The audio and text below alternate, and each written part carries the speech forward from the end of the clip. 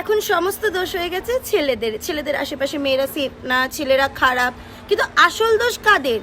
ছেলেদের নাকি ছোটবেলা থেকে শিক্ষার? কোনটা? ছোটবেলা থেকে একটা মেয়েকে শেখানো হয় কিভাবে বসতে হবে, কিভাবে উঠতে হবে, কিভাবে খেতে হবে, কিরকম ড্রেস পরতে হবে, কিভাবে লোকের সামনে থাকতে হবে। একটা ছেলেকে কেন শেখানো হয় না যে একটা মেয়েকে কিভাবে রেসপেক্ট করতে হবে? মেয়েদের ছোটবেলা থেকে শিখতে হবে গুড টাচ ব্যাড টাচ কি, মানে ছেলেরা ইজিলি ব্যাড টাচ করতে পারে।